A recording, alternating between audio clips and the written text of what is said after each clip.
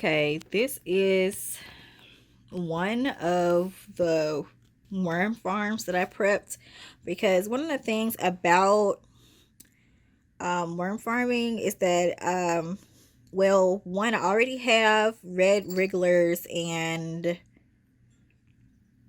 European night crawlers outside, right? So I was just like, oh, but they have African night crawlers. So like half of it is me collecting different types of worms just to kind of experiment. And then the thing is too is that in Tennessee it gets cold in the winter, so I can't just dump the African night crawlers outside like with the red wrigglers, sorry, and European night crawlers. So this is the first place I prepped for the worms. And okay, let's start from the bottom. So like I was saying about composting cat litter, there's cat litter down here someplace. Yeah, so there's some cat litter. It's the walnut stuff I was talking about. Then I layered some cardboard that I shredded, and then like paper is in there. Here's like some taro leaves that I collected from the garden. I added some strawberries I kind of forgot about in the fridge, and then I topped it, to keep the worms from running away. It's just like a scrap of fabric and then like a rubber band on top of this vase. So it's just a glass vase, like a kind of big-ish one. Here's my hand on the vase so you can get an idea of what the size is like. So that's all prepped. I put some water in it and it's been kind of stewing for a few days. So I put this up here is because the fabric is breathable still. So it'll help keep the worms in, but give them like some air throughout this situation, because this is a glass vase. There are no holes on the bottom. So that makes it possible for me to keep it indoors. And after it really gets started, it'll be a very nice looking situation, assuming I don't accidentally kill the worms. So this is just a water bowl from the cats. I just put it in there to help keep the heat in, because there's no worms in here right now. So this is actually on a heat mat, and this is just like a changing pad for like diapers for babies or whatever, that I put on here to add a thin layer between and to add a little bit more aesthetic value. But anyway, so apparently African night crawlers do well with heat, so I decided to go ahead and make use of this seedling mat that I haven't been using, because I've been doing a lot of food foresting and not really starting that much stuff from seed like that. So anyways, that's what the first one looks like, and my worm should be here today.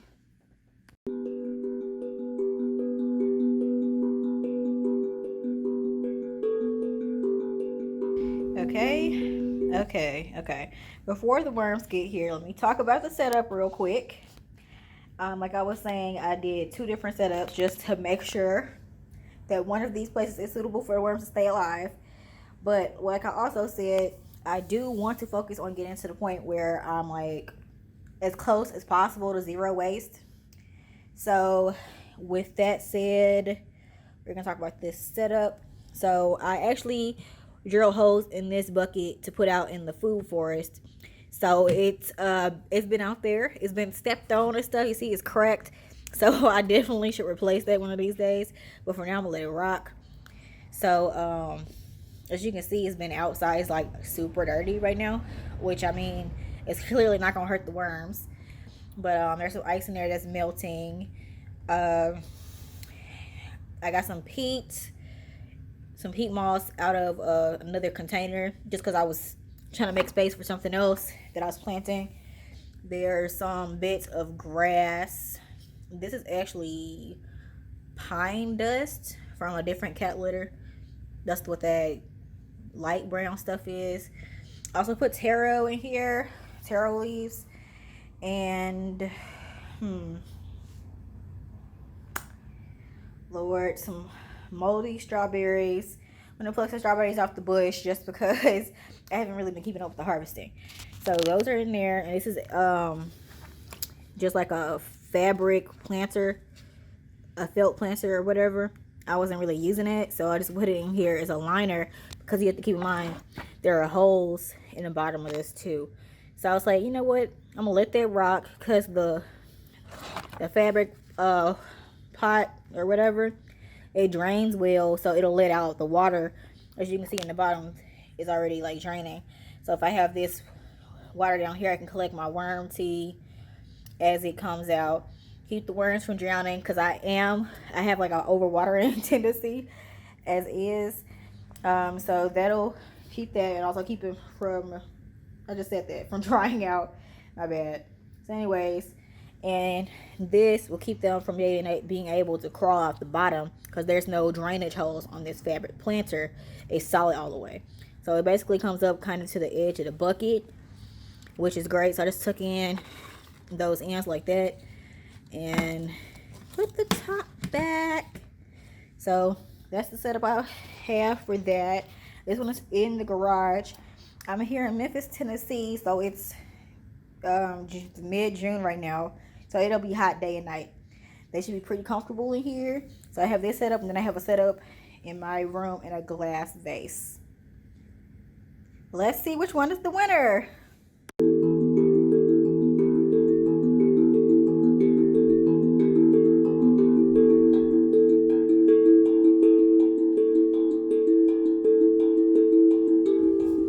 Oh Lord, I feel like they were never gonna get here. Please don't look at my ugly feet. So anyways, the wormies are here. This is the box, which I don't feel like is important, but that's kind of a little bit of a reference if you need that. So they got some shredded paper in here, and it's in this bag, and I got the 127 count from Buckeye Organics. Since they were kind enough to provide me with some shredded paper, I'm gonna just shove that in there too, you know, just because. I mean, why not? It's here. So let me do that. Okay, as you can see, well, I hope you can see, there is one particularly feisty one right there. Oh, there's another. Yep, right. So they arrived, and they seem okay for now. So like I said, I'm gonna put half in this bucket and then half in my lovely glass vase that I prepped in the room. So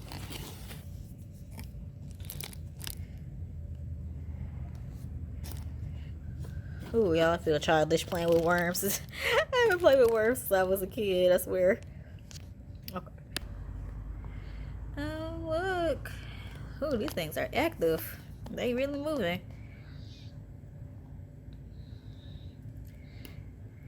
Oh. Get a little close up. Hello, wormies. Wiggle, wiggle. So that's actually more than half. But once I tipped it over, it just fell out. So this peat moss that they came in is kind of dry, but so I'm gonna moisturize them some more so they won't, I guess, get paper cuts or whatever.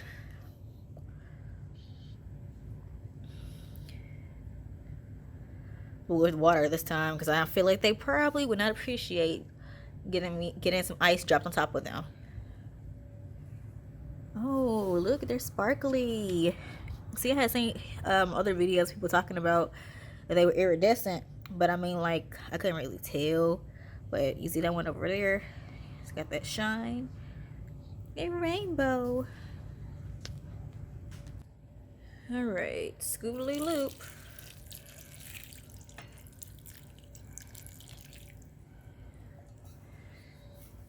Ooh. Y'all so shiny.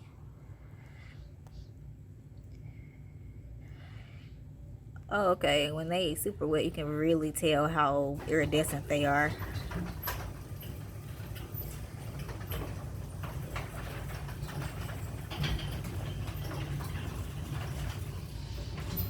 My bad. Definitely didn't mean to switch camera angles, but here we are. Just kind of letting y'all look. Oh. I guess they're not in no hurry to dive. Well, let me go ahead and get the second batch into the vase, and then we'll come back. Let's put that top on. Goodbye.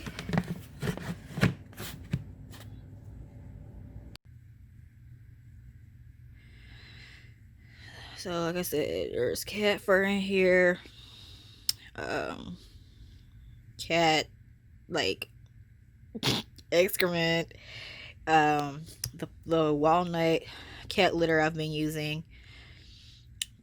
Shredded cardboard, shredded paper. So I just wanted to make sure there were enough of these in here so they could reproduce.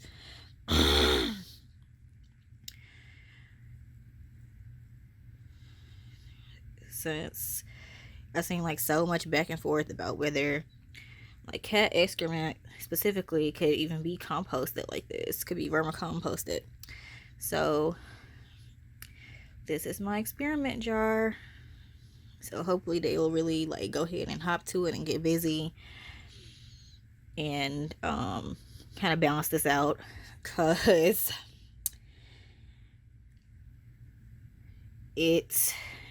I'm gonna be honest, it smells a little interesting with this top off.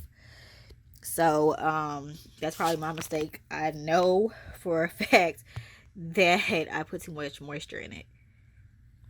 So hopefully like this is peat, or I think it's peat or soil or whatever, helps wick up some of that moisture. And also with it being on the heat mat, you can see there, well, I don't know if you can see, but anyways, so there's been condensation like on it. So, and that's been kind of dampening. It's like, you know, like cycles out from the bottom and then drips back down the sides. So hopefully they'll just kind of balance this system out and we'll stay alive. So I will give you an update in a few weeks. So pray for the wormies, because I sure will be staring at them 17 times a day.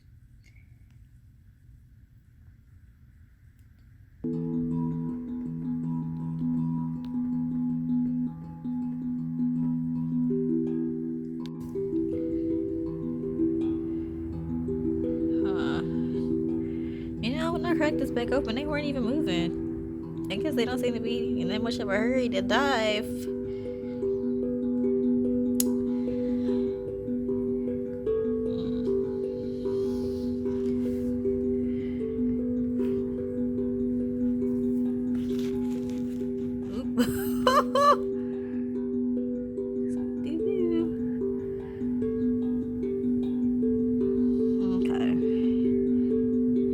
Encouragement. Go on, scoochy scooch.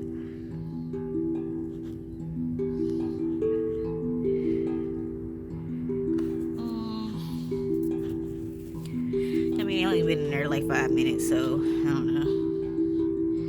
know. Like I stated before, just to remind y'all, there's some grass clippings, some taro, some strawberries. Lord, what else did I put in here? Of course, the shredded paper. I mean, when I say taro, I mean taro leaves. I'm sure there's something else I'm forgetting. Oh, like some pine dust. Right. Some pine dust is also on there.